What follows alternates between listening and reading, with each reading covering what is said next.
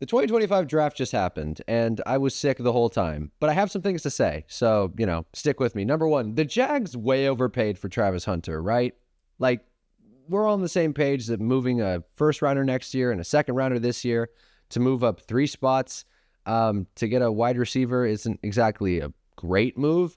It probably will work out, and the Jaguars will be more fun because of it. So I guess in the short term, it's fun. It just kind of feels like a lot. That was the first thing that happened. So let's move on to the next thing. Cam Ward is a nice guy, right? I kind of talked myself out of Cam Ward this draft process because it became so obvious that he was going to the Titans, and no one really seemed to care. Shedeur got triple the coverage than Cam Ward even remotely did. And I don't know, it was just kind of boring. And people kind of ignored Cam Ward, but he seems like a really nice dude. And I actually really hope he does well. I hope all these players do well. But besides the ones that go to the Eagles, do I think it's going to work in Tennessee? Do I think that the 5-year starter who was a 0-star recruit turns around a disastrous Tennessee Titans franchise? No. But I'm almost always wrong on this stuff. So, maybe. Shoot. I mean, if that gave you more incentive to keep watching. My Giants are rolling, and I'm fired up about it. First round was great. I'm not going to talk about it for too long because, it's boring. Of course, Abdul Carter is a good pick. But I really like what the Giants are doing, building out the trenches. They just took Cam Scatabo, so I'm really fired up about that.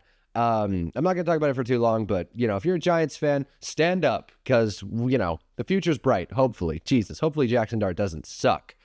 The Cleveland Browns win the award for lamest team ever, once again with their pick of Mason Graham, 5th overall. They got a haul to trade down. I was actually pretty surprised with the move they made.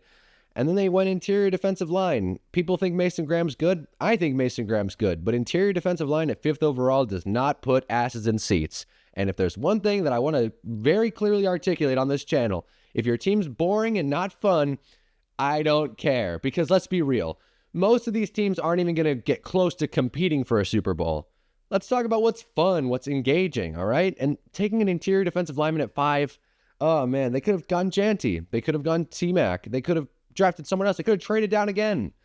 The Browns win the award for lamest team ever, and I feel like this is not the first time. I know this is not the first time. Shedeur Sanders fell, and I have a few theories to why.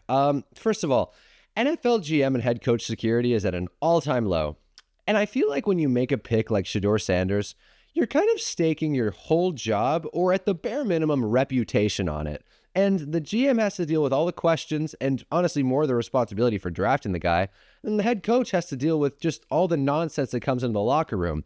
And I think this whole Shedeur thing has really opened our eyes to how much the NFL truly hates the media. I think that's a big thing being ignored by, of course, the media.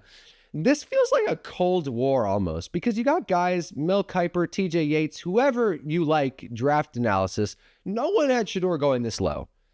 And I think teams are kind of saying, listen, we don't think he's that good, and we're sick of hearing about him. We don't want him on our team making a distraction from everything. As easy as it is to blame this on Shedeur for, busting down his AP and all that, it really does feel like more of an attack on the media. And I think that's why the media is so disgusted by this draft fall. I also think that coaching and GM security is at an all-time low, and you don't want to stake your whole reputation on Deion Sanders' son who can't move. You know what I mean? It's just not worth it.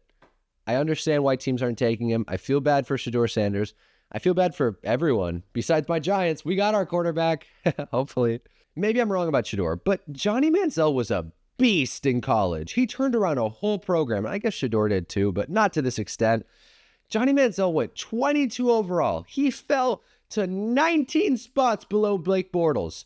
That draft class was stacked. But if you're going to tell me that NFL teams don't care about character and avoiding all the lights and the glitz and the glamour, you're way off. And I think Shedeur's a testament to that. Johnny Manziel's a testament to that. And many quarterbacks before them are testaments to NFL teams do not like all the hoopla. All right. Johnny Manziel was a disaster in college, not even close to Shedeur when it comes to off the field presence, but he was good. So he went in the first round. I don't think teams think Shedeur is good. Don't even think that's a hot take anymore. Another take, the Cowboys are really boring. And, I like the Tyler Booker pick because I predicted it. But let's be real, the Cowboys always do some lame stuff. And they had some good picks. They had some bad picks. It is what it is. Cowboys are boring, and, I'm happy as a Giants fan. They always do this stuff. I'm getting more sick as the filming continues. Another thing, the draft took way too long this year. Can we all agree? I don't know why it felt so long on the back end. I was streaming it, and the first half felt pretty quick, and I think that's because it was so, chalky. There wasn't as many surprises. It was just kind of a slow draft. I don't know. Maybe it's all the ads. Maybe it's teams running down the clock. Roger already proposed that they're going to shorten the picks down to 7 minutes. Maybe. That would be really cool. And then it's like you wade through all these ads and you just watch a defensive tackle get picked and then an edge rusher. And it's not on the players or the teams, obviously, but it's just not exciting TV. So, if you want to play up the entertainment aspect of the NFL, which, I don't think it's the worst thing, speed it up a little bit. Maybe have Patrick Starr on the call. I don't know. Do your thing. The next thing, I already said that the draft was a little too chalky. I really do think that.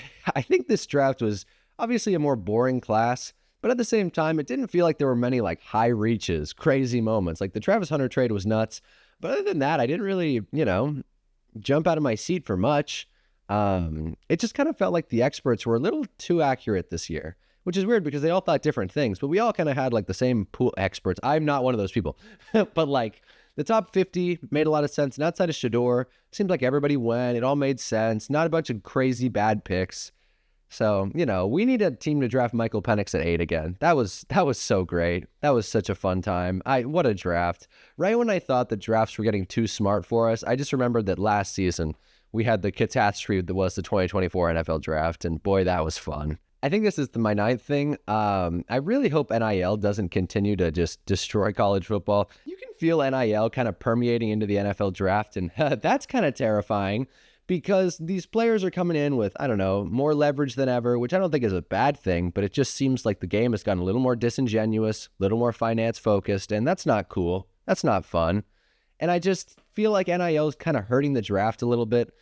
It's just making these players like Shedeur, like I'm sure many others, just not interview as well, just, not have better stories, and this is a really small complaint, but it's just scary when the future of the league I love is in the hands of the NCAA. And I know it has been that for a while, but the NCAA just kind of found a formula and they just stuck with it for 90 years.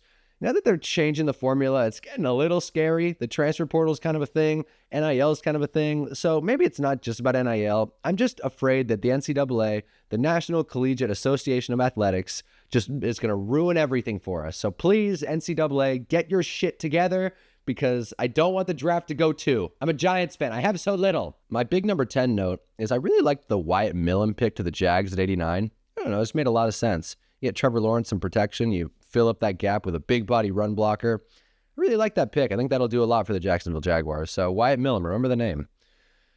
All right, that's basically all the notes I have. Shedeur Sanders is going to get drafted, hopefully. I'm filming this during the 4th round, so maybe it's right now, maybe it's in 3 hours, maybe he goes undrafted. So I'm going to film every single outcome, and I'm going to insert here what actually happens. So enjoy, and, thanks for watching. HUNNABALL. Browns.